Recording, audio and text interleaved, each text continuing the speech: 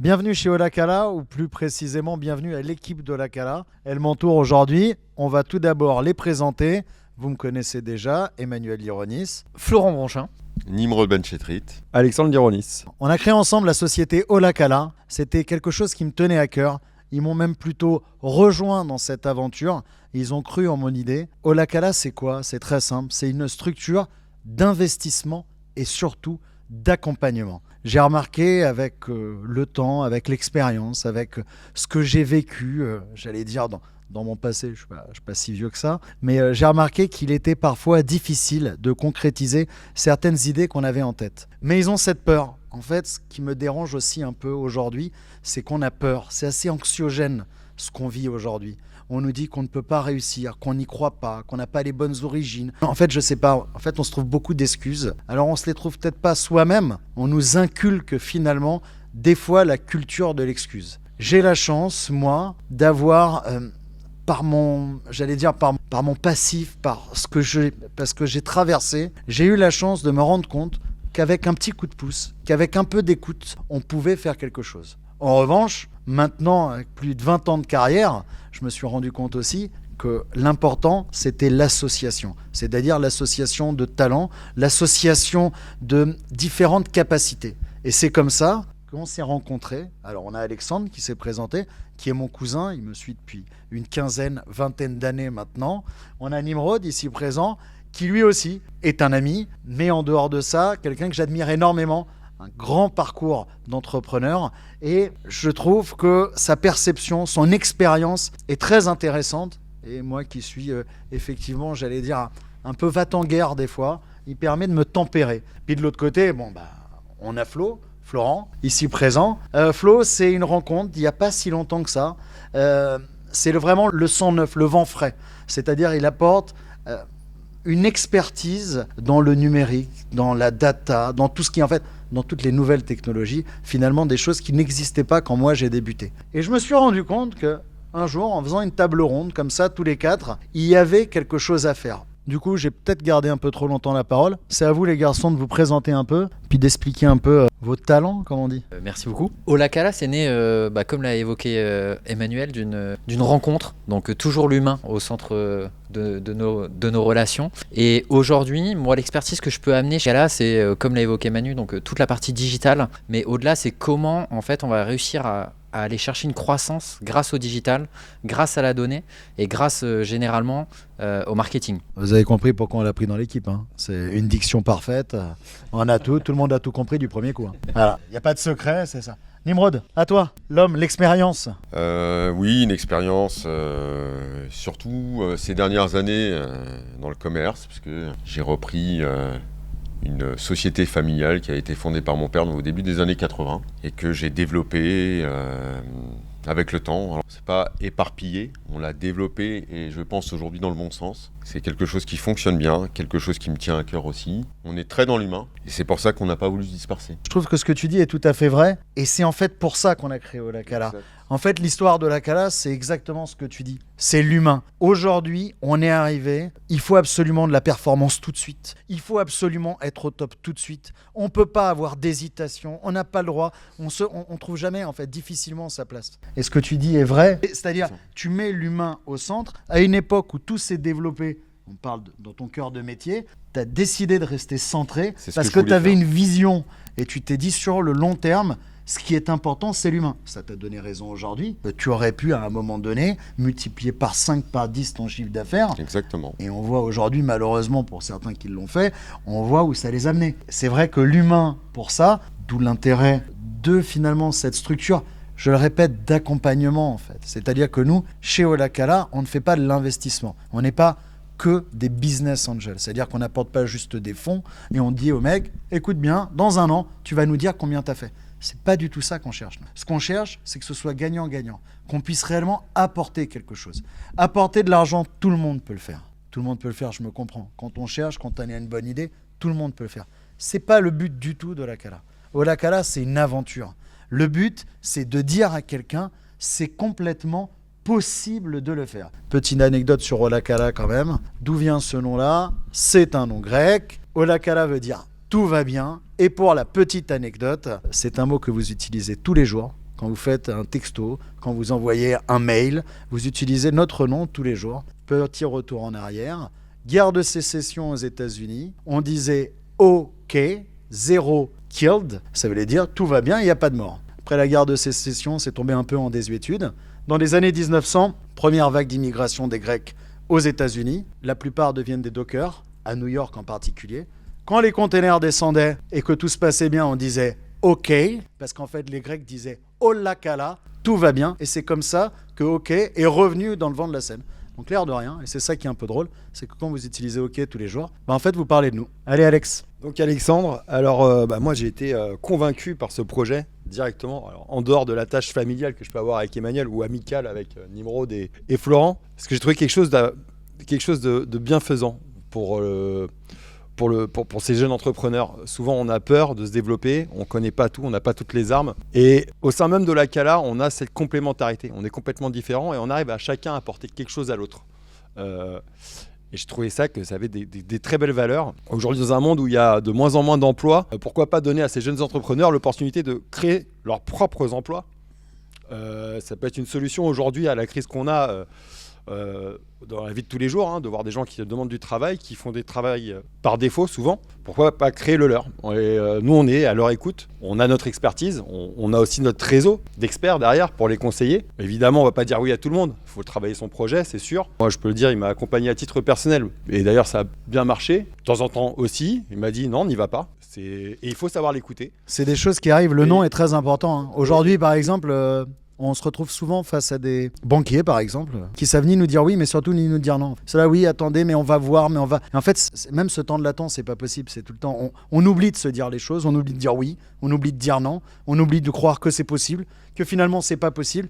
En fait, même pour passer à autre chose et passer à une nouvelle idée, même ça, En fait, aujourd'hui, en tant que... On va prendre un peu l'histoire comme ça, en tant que fils d'immigré, moi, mon père, quand il est arrivé, il n'avait pas grand-chose. Et il m'a toujours dit, il faut savoir remercier. C'est-à-dire qu'aujourd'hui, s'il était en Grèce à cette époque-là, il est venu dans les années 75, s'il n'était pas venu en France, on n'aurait pas eu ce qu'on a eu aujourd'hui. Et en fait, Ola kala, c'est aussi un peu ça. On ne fait que de nous séparer. On fait que de nous mettre des stéréotypes. Alors, je ne vais pas rentrer dans les grands blabla habituels, mais aujourd'hui, l'idée pour un mec comme moi est de dire qu'est-ce qu'on va laisser demain. Passons au côté pratique. Comment ça fonctionne avec Ola kala? Donc, de quelle manière ça fonctionne? Là, on parle de technique, c'est pour toi. Comment ça marche? Comment on fait pour venir nous voir? Comment ça marche? C'est quoi les précarés? Comment ça fonctionne? Alors déjà peut-être pour mettre un petit peu de contexte, pour tous les jeunes en fait qui vont nous regarder, il faut déjà se laisser le droit de rêver. Faut pas éteindre une idée avant qu'elle émerge déjà. Donc quand vous avez l'idée, c'est le moment de venir nous voir. Pourquoi ? Parce qu'en fait, on a chacun une expertise, comme vous l'avez compris. Mais au-delà de ça, vous, en tant qu'entrepreneur, vous ne pouvez pas être développeur, vous ne pouvez pas être chef de produit, vous ne pouvez pas être directeur marketing, vous ne pouvez pas financier, vous ne pouvez pas tout faire. Et justement, c'est là où on est complémentaires et on peut vous aider. Donc, vous venez nous voir avec votre projet. Nous, chacun va donner son avis, va donner une vision et va vous accompagner à mener à bien ce projet. On a eu des exemples de gens qu'on a déjà rencontrés d'ailleurs. Et on écoutait des gens qui avaient déjà créé leur entreprise et qui après 2 ans n'arrivaient pas à sortir la tête de l'eau parce qu'en fait ils remplissaient les tâches de tout le monde. Et suite à l'expertise, avec une rencontre avec Emmanuel, on lui a bien expliqué qu'un chef d'entreprise ne se doit pas de tout faire dans son entreprise. En fait, ce que tu dis est tout à fait vrai. C'est-à-dire que dans une entreprise qu'on vient de créer, quand on a une idée, quand on a réussi à la mettre en place, il arrive souvent qu'on soit confronté aux problèmes administratifs ou à plein de problèmes. Et donc on va essayer de les régler. Du coup, on oublie soit de développer son idée, parce qu'au début, il faut toujours peaufiner son idée, et on n'a pas le temps. Et c'est vrai que quand on est accompagné, et on peut rester focus sur son idée, parce que c'était le truc principal, c'est vrai que là, sur ça, tu as entièrement raison Alex, c'est vrai que là, on a quand même une équipe, quelque chose qui tient la route, et surtout qui pourrait être pérenne. Je ne sais pas, toi Flo, comment tu le vois quand quelqu'un... aujourd'hui crée son entreprise, pour toi, les difficultés auxquelles nous, on pourrait répondre, c'est lesquelles? Déjà, les premières choses sur lesquelles on va se heurter généralement en tant que jeune entrepreneur, ça va être déjà le financement, généralement. Donc, une première brique en se disant, attends, comment je vais réussir? Là, aujourd'hui, ok, je vois un petit peu le produit que je veux sortir, l'innovation que je veux créer.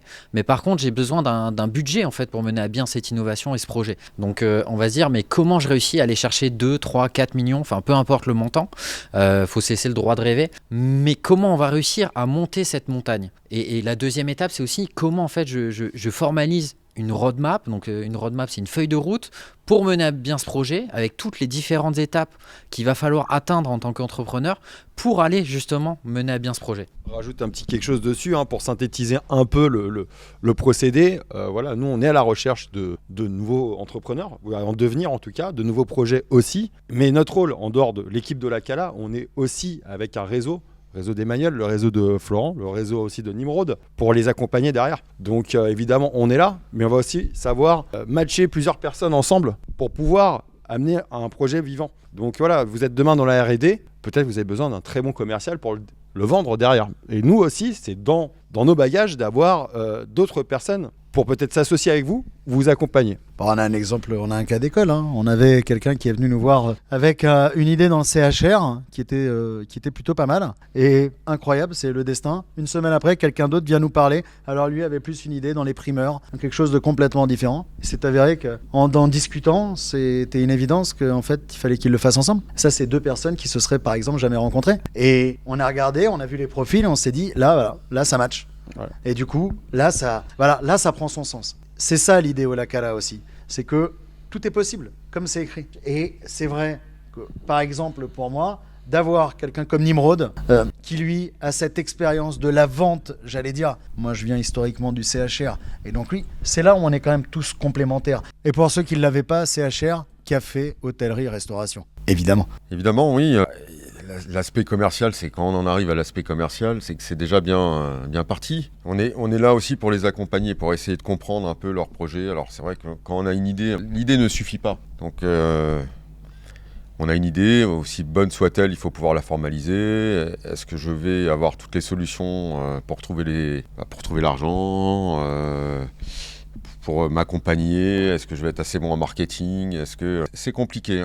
Le fait d'avoir avec quelqu'un qui commence, alors que ça soit un jeune, on parlait des jeunes tout à l'heure, mais tu peux avoir une bonne idée quand tu es même un peu moins jeune, mais que tu ne sais pas forcément formaliser. Il faut savoir se faire accompagner, et je pense que Olakala est là pour ça. On est une équipe de gens qui se connaissent, on est très complémentaires, mais surtout on est des gens bienveillants. En gros, Olakala pour moi, c'est un peu le cheminement de la chenille qui va se faire en papillon. On va s'occuper du cocon et le papillon va en naître. Alors là, je me permets, là, quand tu es au niveau d'utiliser des images animalières, c'est que tu es quand même au fond de cale de ce que tu as envie de dire. Mais c'est ça le secret aussi. C'est qu'à un moment donné, il faut pas se prendre. C'est pas qu'il faut pas se prendre au sérieux. C'est qu'on peut pas être de toute façon pendant à 100% à fond.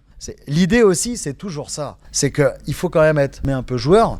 Et c'est vrai, il faut pouvoir dire tiens, je prends le risque quand on veut devenir entrepreneur. Et il faut garder quand même cette bonne humeur, désacraliser un peu tout ça. Notre but, c'est ça aussi. On va pas faire tous les projets, mais au moins de pouvoir dire voilà, tout n'est pas impossible. Et justement, voilà ce qu'il y a besoin pour réussir à faire quelque chose. Je te redonne le micro, mais c'est ta grande phrase et tu me l'as toujours dit. Il faut que réussir reste un plaisir. Je savais pas que j'avais dit ça, mais c'est. Tu avais déjà dit ça. Il faut que réussir soit un plaisir. Si tu travailles, en fait, si tu as un projet et que tu ne penses même pas prendre ton plaisir dans ton projet. Non, mais c'est la base parce que c'est vrai qu'on va passer tellement de hauts et de bas quand on crée un projet. On va passer, et ça c'est vrai, par des phases qui sont quand même très difficiles. Alors nous, on va aider sur quelque chose quand même. Quand tu parlais du financement, c'est que la plupart, et on en a déjà discuté ensemble et je crois même dans un podcast, c'est que la première chose qu'on va faire quand on a une idée, on va aller chercher de la love money, c'est-à-dire de l'argent qui vient de la famille. Donc la famille nous prête de l'argent. Mais l'air de rien, ça, c'est un stress supplémentaire. Parce que quand ça ne fonctionne pas, on a l'impression, nous, d'avoir fait un échec et en plus de ça, d'avoir tiré tous ses proches dans leur échec. Et donc, l'idée aussi d'une boîte comme Olakala, c'est de pouvoir accompagner en enlevant tout ce stress. C'est-à-dire, voilà, il y en aura toujours bien évidemment, mais voilà, de faire en sorte que ça se passe mieux. Est-ce que je l'ai bien dit ? Tout à fait. Et la partie love money d'ailleurs, au-delà de ça, ça te met aussi une pression sociale. Alors que déjà en tant qu'entrepreneur, tu as déjà une pression de mener à bien ton projet. Et là, du coup, tu vas avoir une pression supplémentaire parce que tu as emprunté de l'argent à tes proches. Et tes proches, normalement, sont là pour te soutenir dans ton projet, t'aider psychologiquement, on va dire, dans ton projet. Et là, du coup, tu vas mettre l'argent entre ta relation que tu as avec ta famille et tes proches. C'est sûr que quand ça se passe pas comme il faut, et tu vas difficilement aller dire je dis une bêtise, à ton frère qui t'a prêté de l'argent. Ah putain, il faut qu'on en parle, en ce moment ça se passe pas comme je. Et c'est vrai que c'est. Ce qu'on souhaite pas d'être. Évidemment. Ce qui est très important chez Olakala et qui, pour moi, je trouve, nous différencie beaucoup des autres, c'est notre aspect atypique de notre parcours personnel. Mais du coup, on s'enlève ce caste qui peut exister souvent quand on veut présenter un projet. Emmanuel le premier a eu des exemples. On voit très bien que nos parcours à tous les deux, à tous les trois, voire à tous les quatre est complètement atypique. Et on s'est un peu offert cette chance, mais pourquoi pas le faire pour des autres? Olakala, c'est exactement ça. On va reprendre en 2-3 mots. Olakala, c'est juste un trait d'union. En fait, nous, ce qu'on recherche, le profil de personne que l'on recherche, on s'en fout. T'as fait des études, pas d'études, c'est pas le problème. À la limite, j'irais même encore plus loin. C'est celui qui n'a pas fait d'études. C'est celui qui ne sait pas, entre guillemets, comment faire, qui a l'impression d'être en dehors de toutes les obligations, de tout ce costume, tu vois, pour aller parler à un investisseur, pour aller parler à un banquier. Notre boulot, c'est de le faire. Notre boulot, c'est d'écouter, de comprendre. Nous, ce qu'on cherche, c'est quelqu'un de vrai, avec un cœur, avec une idée. Et c'est ça, vraiment, l'ADN d'Olakala. Après cette présentation, aujourd'hui, ce qu'on recherche, c'est des candidats, c'est des idées, c'est des projets. Et ce qu'on veut, et vous l'aurez en description en bas, c'est que vous nous les envoyez comme ça, comme elles vous viennent. Une idée, un projet. Après, on va pas se mentir, hein. On en prendra, il y en a d'autres qu'on prendra pas, on regardera qu'est-ce qui est pertinent, mais il faut pas hésiter, au contraire, faut les envoyer comme elles viennent. On a vraiment hâte de lire et on a vraiment hâte de vivre toute cette aventure tous ensemble. Puis surtout discuter avec vous, on a envie de discuter avec vous, on a envie de savoir qu'est-ce que vous avez dans la tête et qu'est-ce qui se cache derrière. Puis au-delà d'avoir pas besoin de BP, pas besoin de pitch deck, nous ce qu'on veut c'est des gens passionnés parce qu'en fait il faut être passionné pour être passionnant et nous c'est ce qu'on recherche chez Olakala, c'est ça. Ça va aller dans des métiers traditionnels, il n'y a pas besoin d'être une nouvelle start-up, il y a des métiers d'antan qui marchent très bien encore aujourd'hui, qui cherchent juste à une petite innovation ou à retravailler. Alors n'hésitez pas, c'est écrit en bas, ok? Vous nous envoyez tout ça et on espère vous dire à bientôt. Merci à tous, à très bientôt. Le spécialiste du digital, c'est Flo. Je vais lui laisser le dernier mot. Je m'attendais pas du tout à ça. Donc je vous remercie et surtout on attend vos projets. Donc vous allez avoir le lien en description. Et même si vous pensez à quelqu'un, à un de vos proches, à vos amis, votre famille, n'hésitez pas à lui partager la vidéo. Nous on attend votre projet avec beaucoup d'impatience. Et n'oubliez pas de liker quand même. Il paraît que c'est très important. À bientôt.